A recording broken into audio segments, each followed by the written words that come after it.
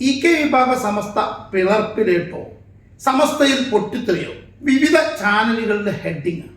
സത്യത്തിൽ കെ വിഭാഗ സമസ്തയും മുസ്ലിം ലീഗും തമ്മിലുള്ള പ്രശ്നം ആ സംഘടനക്കകത്തുള്ള പ്രശ്നങ്ങൾ ഊതിവീർപ്പിക്കുകയോ അത് പർവ്വതീകരിക്കുകയോ ചെയ്യേണ്ടതില്ലെന്ന് കരുതി ബോധപൂർവം മൗനം പാലിക്കുകയായി. എന്നാൽ ചാനലുകളിലൊക്കെ തന്നെ പൊതുമണ്ഡലങ്ങൾ ആകമാനം മലീമസമാകുമാറും അതിൻ്റെ ഒരു മുഷാവറ മെമ്പർ തന്നെ പലപ്പോഴും ഒരു ചേരിയുടെ സമസ്തയിൽ കാലങ്ങളായി നടന്നു വരുന്ന ഒരു ചേരിയുടെ ഇപ്പോഴത്തെ പ്രതിനിധി എന്ന് വേണമെങ്കിൽ പറയാം. സമസ്തയുടെ മുഖപത്രം, ഇപ്പോഴത്തെ കെ വിഭാഗ സമസ്തയുടെ മുഖപത്രമായ സുപ്രഭാതത്തിനെതിരെ അതിൻ്റെ ചീഫ് എഡിറ്റർ പദവിയിൽ ഇരുന്നു കൊണ്ട് തന്നെ അതിൻ്റെ കേന്ദ്ര മുഷാവറ അംഗമായിക്കൊണ്ട് തന്നെ ഒരു ബഹുമാന്യനായ പണ്ഡിതൻ വളരെ വിമർശനാത്മകമായി പ്രതികരിക്കുക വഴി മാസങ്ങളായി അല്ലെങ്കിൽ വർഷങ്ങളായി പൊതുമണ്ഡലത്തിൽ പ്രത്യേകിച്ചും ഇക്കഴിഞ്ഞ ലോക്സഭാ തെരഞ്ഞെടുപ്പുമായി ബന്ധപ്പെട്ട സമയത്തുകൾ ഏറെ ചർച്ച ചെയ്യപ്പെട്ട വിഷയം സമസ്തയിൽ പൊട്ടിത്തെറി, സമസ്ത പിളർപ്പ് എന്നിവയാതി വാർത്താമാധ്യമങ്ങൾ ആഘോഷിക്കുകയാണ്.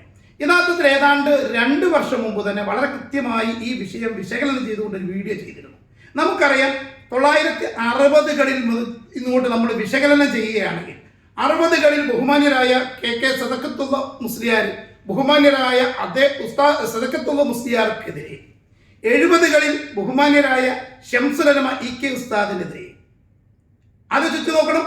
70കളിൽ ബഹുമാന്യരായ ശംസുലമ കെ ഉസ്താദിന് തൃശ്ശൂർ ജില്ലാ കാളി പദവി കൊടുത്തപ്പോൾ ഒരു വില്ലേജിന്റെ കാളിയാവാൻ യോഗ്യതയില്ലെന്നും ബഹുമാന്യരായ ശംസുലമ കെ ഉസ്താദിനെ അണ്ടനും അടകോടനും എന്ന് അധിക്ഷേപിച്ചത്.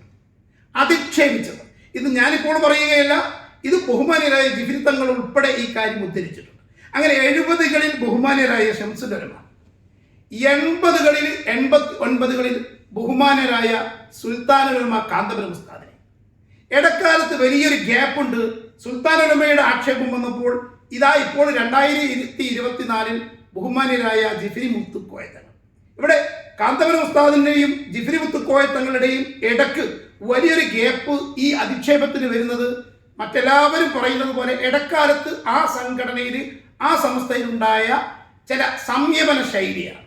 ഇതിലൊക്കെ തന്നെ നമുക്കൊരു പൊതുധാര വായിച്ചെടുക്കാൻ പറ്റും. മുസ്ലിം ലീഗിന് പൂർണ്ണമായും കീഴ്പ്പെട്ട് പണ്ഡിത സഭകൾ പെരുമാറണം എന്നാണ് ഈ കാര്യങ്ങളിലൊക്കെ കാണുന്നത്. ഇടക്കാലത്ത് മുസ്ലിം ലീഗ് രണ്ടായപ്പോൾ യൂണിയൻ ലീഗിന് അനുകൂലിച്ച് യൂണിയൻ ലീഗിനോട് പൂർണ്ണമായും അംഗീകരിച്ച് വശപ്പെട്ട് നിൽക്കുന്ന പണ്ഡിതന്മാരും അല്ലാത്തവരും. അതുകൊണ്ടാണല്ലോ അക്കാലത്ത് ബഹുമാന്യരായ ശംസുലമയും കാന്തപുരം ഉസ്താദൊക്കെ വിമതർ എന്ന ആക്ഷേപം. മുസ്ലിം ലീഗ് രണ്ടായപ്പോൾ മുസ്ലിം ലീഗ് ഒന്നായി മാറിയപ്പോൾ പിന്നീട് ലീഗ് വിരുദ്ധ ചേരി, യഥാർത്ഥത്തിൽ അവർ കമ്മ്യൂണിസ്റ്റുകാർ, അരിവാൾ സുന്നി എന്ന രീതിയിലൊക്കെ ആക്ഷേപിക്കപ്പെട്ടു. അത് കാന്തപുരം ഉസ്താദിനെ കുറിച്ച് ആക്ഷേപിക്കുമെങ്കിൽ ഇപ്പോൾ ആ ആക്ഷേപം കേൾക്കുന്നത് ജിഫ്രി തങ്ങളാണ്. ഇവിടെ ഒക്കെ തന്നെ യഥാർത്ഥത്തിൽ നമുക്കറിയാം ഈ ചേരികൾ ബഹുമാന്യരായ സുൽത്താനുലമയുടെയും ബഹുമാന്യരായ ജിഫ്രി തങ്ങളുടെയും നേരത്തെ ശംസുലമയുടെ ഒക്കെ അനുയായികളായിരുന്ന പണ്ഡിതന്മാരും പൊതുജനങ്ങളൊക്കെ തന്നെ ഒരിക്കലും ലീഗ് വിരുദ്ധർ പോലും ആയിരുന്നില്ല എന്നതാണ് സത്യം. അവർ CPM-ഓ വിമതപക്ഷമോ എന്നല്ല, വിവിധ രാഷ്ട്രീയ പ്രസ്ഥാനങ്ങളിൽ പ്രവർത്തിക്കുന്നവരെ, ഒരു വേള മുസ്ലിം ലീഗിൽ പ്രവർത്തിക്കുന്നവർ പോലും ഇന്നും ജിഫ്രി തങ്ങളുടെയും സുൽത്താനുലമയുടെയും അന്നത്തെ ശംസുലമയുടെയും അനുയായികളായിട്ടുണ്ട്. എന്തേ വ്യത്യാസം? മുസ്ലിം ലീഗിന് മാത്രം അതിപ്പെട്ട് ജീവിക്കണമോ, സമസ്ത മുസ്ലിം ലീഗിൻ്റെതാണ്, മുസ്ലിം ലീഗ് സമസ്തയുടേതാണെന്നൊക്കെ ഒരു പണ്ഡിതൻ പ്രസംഗിച്ചത് നമ്മൾ കേട്ടതുമാണ്.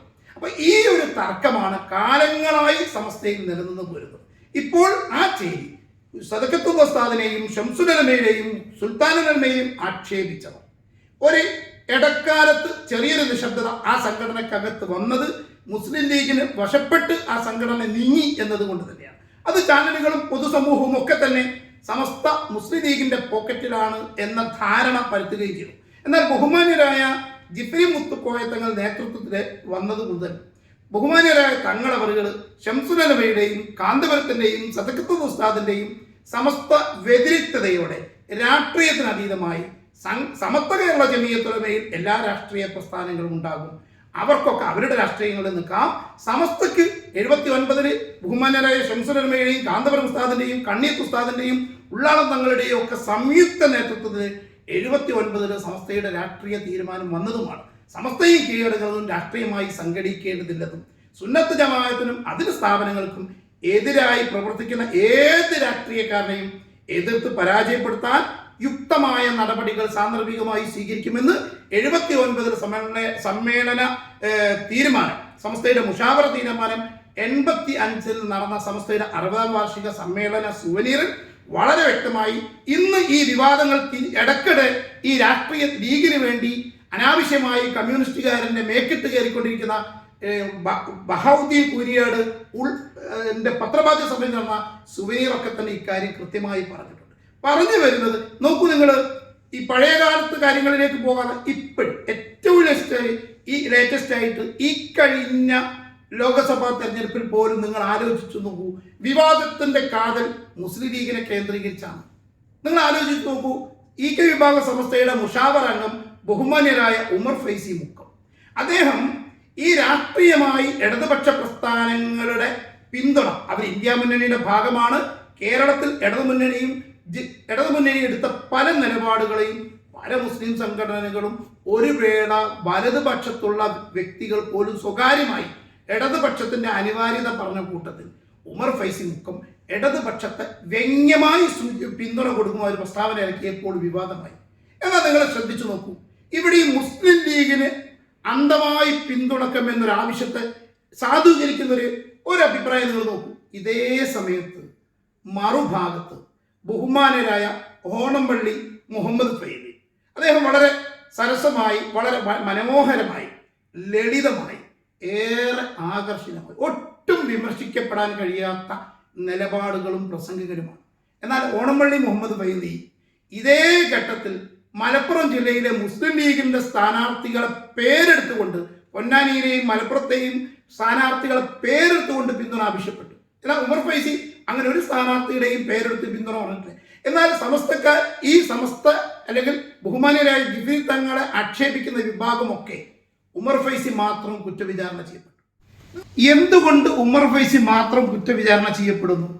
ഇതേ സ്ഥാനത്ത് പേരെടുത്ത് മുസ്ലിം ലീഗിന്റെ സ്ഥാനാർത്ഥികൾക്ക് വേണ്ടി ഓണംപള്ളി ഫൈസി മുസ്ലിം ലീഗ് സ്ഥാനാർത്ഥികൾക്ക് വേണ്ടി വോട്ടഭ്യർത്ഥിക്കുമ്പോൾ ഉമർ ഫൈസി കൃത്യമായ ഒരു നിലപാട്, രാഷ്ട്രീയത്തിന് അതീതമായി സമസ്ത നിൽക്കണം എന്ന് പറയുമ്പോൾ ഇവിടെ നിങ്ങൾ ശ്രദ്ധിച്ചു നോക്കൂ, സമസ്തയുടെ 79 അഭിവക്ത സമസ്തയുടെ എല്ലാ പണ്ഡിതന്മാരും കൂടിയെടുത്ത മുഷാവറ തീരുമാനം, രാഷ്ട്രീയ ഓരോ ആളുകൾക്കും അവരവരുടെ രാഷ്ട്രീയം ഉണ്ടാവും, സമസ്തക്ക് രാഷ്ട്രീയമില്ല, വ്യക്തികൾക്ക് രാഷ്ട്രീയമുണ്ട് എന്നാണെങ്കിൽ ഓണംപള്ളി മുഹമ്മദ് ഫൈസിക്ക് മുസ്ലിം ലീഗിന് വോട്ട് ചെയ്യാൻ പറയാമെങ്കിൽ ഉമർ ഫൈസിക്ക് തിരിച്ചും പറയാമല്ലോ. എന്നാൽ ഉമർ ഫൈസി അത് മാത്രം ചോദ്യം ചെയ്യപ്പെടുമ്പോൾ വളരെ വ്യക്തമായി മുസ്ലിം ലീഗിന്റെ ആളുകൾ കൃത്യമായി പറയുന്നത് മറ്റൊരു രാഷ്ട്രീയ പാർട്ടിന് പറയാതെ സമസ്ത മുസ്ലിം ലീഗിന്റെ ആലയത്തിൽ, മുസ്ലിം ലീഗിന്റെ തടവറയിൽ നിൽക്കണം എന്നതാണ്. 60കൾ മുതൽ ഇങ്ങോട്ട് നീണ്ട 6 പതിറ്റാണ്ട് സമസ്തയുടെ ചരിത്രം പറയുന്നത്. ഒരു കാര്യം കൂടെ പറഞ്ഞ് അവസാനിപ്പിക്കാം. കഴിഞ്ഞ ഇത്തരം പിളർപ്പ് ഘട്ടങ്ങളിലൊക്കെ തന്നെ മുസ്ലിം ലീഗിന്റെ ആളുകളാണ് പ്രാദേശികമായി മഹല്ലുകൾ ഭരിക്കുന്നത് എന്നതുകൊണ്ട് മുസ്ലിം ലീഗിന്റെ ഒരൊറ്റ പിന്തുണ കൊണ്ടാണ് EK വിഭാഗ സമസ്ത നിലനിൽക്കുന്നത് എന്ന് പോലും പലരും സ്വകാര്യമായി പറയുന്നുണ്ട്.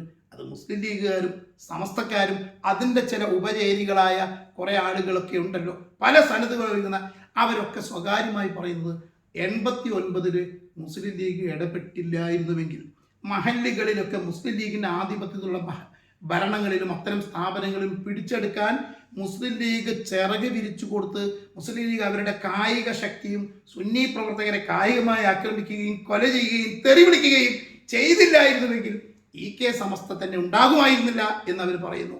അതുകൊണ്ട് തന്നെ ഇതിൻ്റെയൊക്കെ അവസാനമായി നമുക്ക് വായിക്കാൻ കഴിയുന്നത് മുസ്ലിം ലീഗിന് അടിമപ്പെട്ട് നിൽക്കണമോ വേണ്ടയോ എന്ന തർക്കമാണ്.